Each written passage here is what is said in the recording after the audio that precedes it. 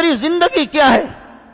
تیری زندگی کیا ہے؟ جو تیرے کھاتے وہ تیرے گاتے ہیں، ورنہ پوری میری مائیں میری بہنیں جو غیرت والے لوگ ہیں وہ کروڑوں میں تجھے لعنت بھیجتے ہیں، اور تو جا کر کے صحابہ کو کہتے ہیں کہ بدر میں جا کر کے اللہ کا بھلا کرے بدر میں 313 نکلے تھے۔ ارے بدر کا پس منظر تجھے معلوم ہے؟ بدر میں 300، باقی صحابہ ڈر گئے۔ میرا رب تجھے ہدایت دے دے یا تیری زبان کو خشک کر دے۔ تو صحابہ کو بزدل کہتا ہے، تو کہتے صحابہ ڈر گئے تھے۔ کس نے لکھا؟ میرے پاس وقت نہیں ہے، کوئی آ جائے میرے ساتھ بٹھاؤ، اگر ہے کوئی ماں کا لال۔ ہم پاپڑے بیچنے والے نہیں ہیں، میں تمہارے یونیورسٹیوں میں پڑھ چکا ہوں، میں یونیورسٹیوں کو دیکھ چکا ہوں۔ یہ ABCD کی یہ ان الفاظ کو چھوڑو، ہمارے ساتھ گفتگو کرو۔ ہمارے سینے اس سے بھرے ہوئے ہیں، اللہ کے فضل و کرم سے ہمارا سینہ اس سے بھرا ہوا ہے۔ یہ 600 صفحات کی کتاب یہ صرف میرے سینے میں نہیں ہے، اس جیسے ہزاروں احادیث بھی میرے سینے میں ہیں۔ ہم انگریز کے بچے نہیں ہیں، ہم مسلمانوں کے بچے ہیں۔ جو ہم سے بن پائے گا والسلطان المسلم، مسلمان بادشاہ اور مسلمان، میرے نبی نے فرمایا المسلم من سلم المسلمون من لسانہ و یدہ، سب سے بڑا مسلمان وہ ہے اس کی زبان سے، اس کی ہاتھ کی اذیتوں سے، تکلیف سے مسلمان محفوظ رہے۔ اور صحابہ سے بڑا مسلمان کوئی کائنات کے اندر نہیں ہے۔ تو صحابہ کو کہتے کہ صحابہ یہ کہ بزدل ہو گئے تھے، صحابہ ڈر گئے تھے۔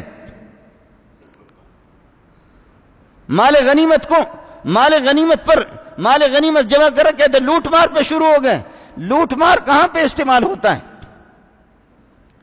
میرے نبی نے فرمایا کہ سابقہ امتوں کے لیے غنیمت وہ نہیں کھاتے تھے، غنیمت کو جمع کرتے تھے، کافروں سے جو غنیمت لیتے تھے مال، اس کو رکھتے تھے زمین پر، اور پھر دعا کرتے تھے آسمان سے ایک آگ آتی تھی، اور وہ آگ کافروں کے اس مال کو جلا کر کے راکھ بنا دیتی تھی۔ لیکن فرمایا کہ اب نہیں ہے، قرآن میں خود 4 پارے میں موجود ہے، حتی یأتینا بقربان تاکلہ النار، ایسے نظر و نیاز جس کو آگ کھائے۔ پہلے مال غنیمت کو آگ آسمان سے آتی تھی، کھا جاتی تھی، لیکن فرمایا وَأُحِلَّتْ لِيَ الْغَنَائِمُ، میری امت کے لیے غنیمتیں حلال ہو گئی۔ غنیمت حلال ہے، کافر کا مال حلال ہے۔ اور اس پہ کافر کے مال کو صحابی جمع کر رہا ہے، کہتے لوٹ مار پہ لگ۔ اس انداز میں صحابہ کو کہتے کہ لوٹ مار۔ کیا اسلامی شاعر کے ساتھ تم جو لڑنا چاہ رہے ہو؟ اس طریقہ پر نہیں ہوگا۔ آپ کے توسط سے میں نے، آپ کو یاد ہوگا کہ جس نے کہا کہ شوکت خانم اسپتال قائم کیا، مریضوں کا علاج مفت میں، غریبوں کا علاج مفت میں، ہم نے کہا یہ غریب پرور ہوگا، یہ غریبوں کے ہاتھ تھامنے والا ہوگا، یہ مسکینوں کا ہاتھ تھامنے والا ہوگا۔ اس نے غریبوں کے منہ سے لقمہ چھینا، پاکستان کو لے جا کر کے صفر پہ کھڑا کر دیا۔ میں اپنے ان غیرت مند ایجنسیوں سے میری اپیل ہوگی کہ اس قسم کے بدماشوں کو تم لوگ چھوڑتے کیوں ہو؟ اس غیرت مند فوج سے بھی میری اپیل ہے کہ کیا تم میں کوئی خدا کا بندہ ہے یا نہیں ہے؟ تم کس کے گھر پہ پیدا ہو گئے ہو؟ مسلمانوں پہ گھروں پہ پیدا ہو گئے ہو؟ تمہیں صحابہ کی زندگی سے کیا واسطہ؟ اپنی شکل تو دیکھو، انگریز کا بچہ۔ اس طرح صحابہ پر تنقید کرنا، اور حرام خور بزدل ہوتا ہے۔ نبی خوبصورت ہوتا ہے، نبی غیرت مند ہوتا ہے، نبی سخی ہوتا ہے۔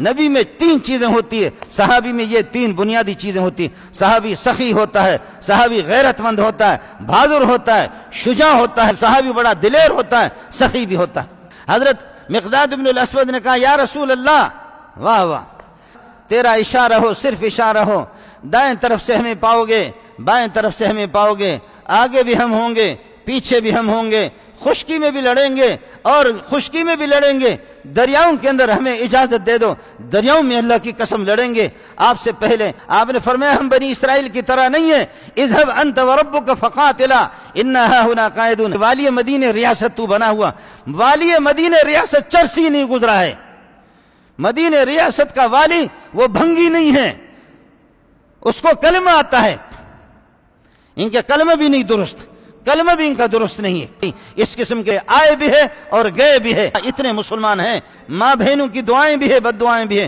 میرا رب تجھے سکھ سے بھی نہیں رکھے گا۔ صحابہ کے ساتھ یہ ہے کہ ٹانگ اڑانے کی کوشش نہ کر، صحابہ پر تان و تشنیع نہ کر، دین پر تان و تشنیع نہ کر۔ تیرا گریبان ہوگا، محمد کا ہاتھ ہوگا قیامت کے دن۔ تم لوگوں کو، تمہیں شرم آنی چاہیے۔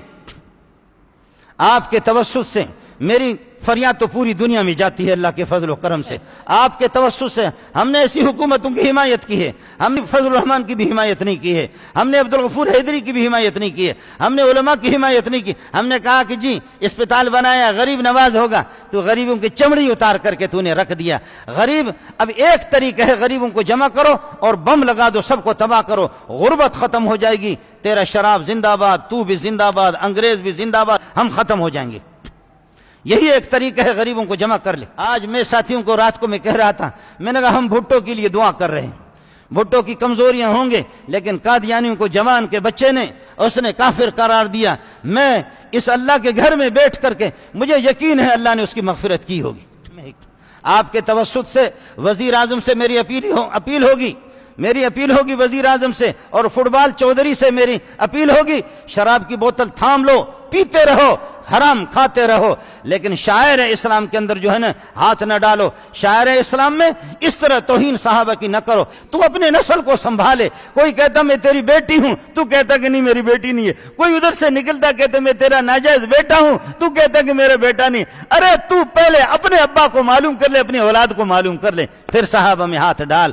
پوری دنیا کو تیری بے غیرتی کا پتہ ہے کہ تو کتنا بے غیرت آدمی ہے۔ اس لیے میں اگر اس کو آپ کوئی عدالت میں چیلنج کرے گا تو ہم بھی کہیں گے، اگر صحابہ کو گالی دینے کو اگر عدالت میں کوئی چیلنج نہیں کر سکتا تو ہم بھی اس طریقہ پر تم کو للکاریں گے، تمہاری تعریف نہیں کریں گے۔ آپ کے توسط سے ہمارے وزراء جو ہے نا قابل مذمت ہے، نبی کے صحابہ کے شان میں اس قسم کی گستاخی نہ کر دو۔ مزید ویڈیوز کے لیے آپ ہمارے فیس بک پیج کو لائک کریں اور ساتھ ہی ہمارے یوٹیوب چینل کو بھی سبسکرائب کریں تاکہ کسی بھی ناگہانی کی صورت میں آپ کو ہماری ویڈیوز بر وقت مل سکے۔